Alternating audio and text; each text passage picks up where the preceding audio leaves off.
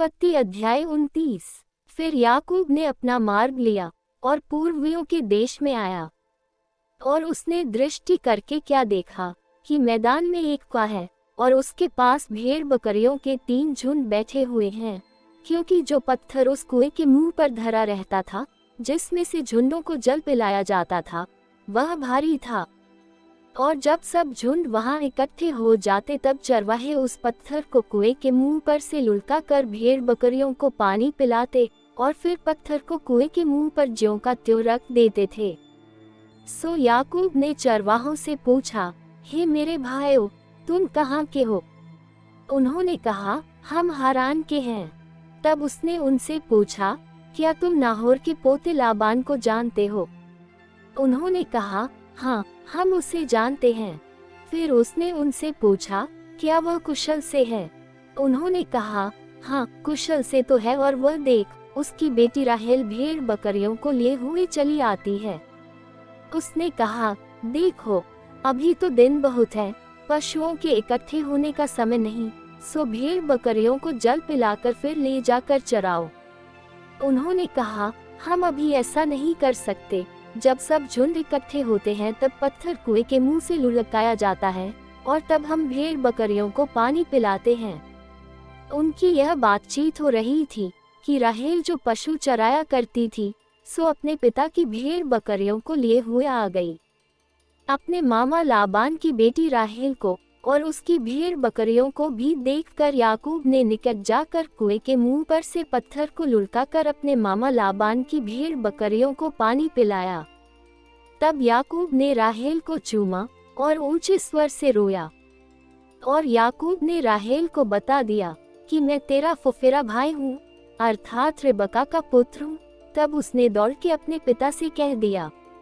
अपने भांजे याकूब का समाचार पाते ही लाबान उससे भेंट करने को दौड़ा और उसको गले लगाकर चूमा, फिर अपने घर ले आया। और याकूब ने लाबान से अपना सब वृतांत वर्णन किया। तब लाबान ने याकूब से कहा, तू तो सचमुच मेरी हड्डी और मांस है। सो याकूब 1 महीना भर उसके साथ रहा।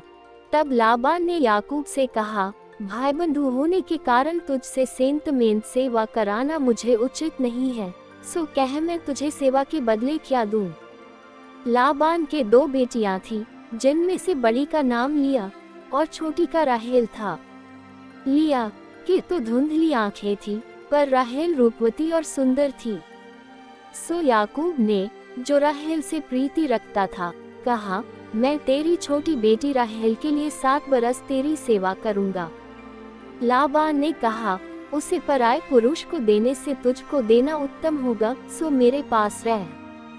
सो याकूब ने राहेल के लिए 7 बरस सेवा की, और वे उसको राहेल की प्रीति के कारण थोड़े ही दिनों के बराबर जान पड़े।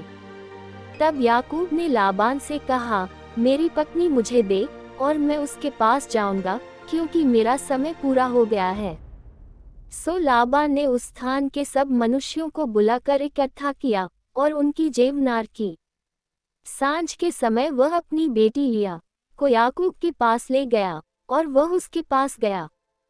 और लाबान ने अपनी बेटी लिया को उसकी लौड़ी होने के लिए अपनी लौड़ी जिल्पा दी। भोर को मालूम हुआ कि यह तो लिया है, सो उसने लाबान से कहा, ये तूने मुझसे क्या किया है? मैंने तेरे साथ रहकर जो तेरी सेवा की, सो क्या राहेल के लिए नहीं की?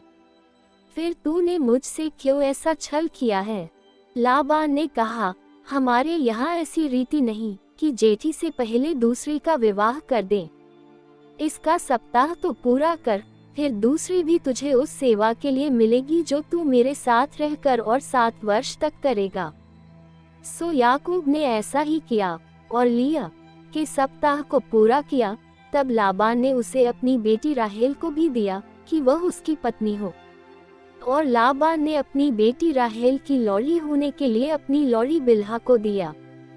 तब याकूब राहेल के पास भी गया और उसकी प्रीति लिया से अधिक उसी पर हुई, और उसने लाबान के साथ रहकर 7 वर्ष और उसकी सेवा की।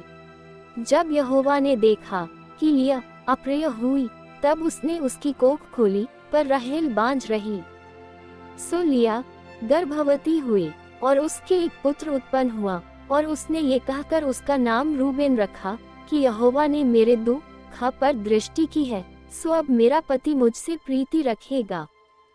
फिर वह गर्भवती हुई और उसके एक पुत्र उत्पन्न हुआ, और उसने ये कहा कि यह सुन के कि मैं अप्रिय हूँ, यहोवा ने मुझे ये भी पुत्र दिया, इसलिए उसने उसका नाम शिमोन रखा। फिर वह गर्भवती हुई और उसके एक पुत्र उत्पन्न हुआ, और उसने कहा, अब की बार तो मेरा पति मुझसे मिल जाएगा, क्योंकि उससे मेरे 3 पुत्र उत्पन्न हुए, इसलिए उसका नाम लेवी रखा गया। और फिर वह गर्भवती हुई और उसके एक और पुत्र उत्पन्न हुआ, और उसने कहा, अब की बार तो मैं यहोवा का धन्यवाद करूंगी, इसलिए उसने उसका नाम यहूदा रखा। तब उसकी कोख बंद हो गई। परमेश्वर इस वचन के पढ़े और सुने जाने के द्वारा आप सभी को आशीष दे।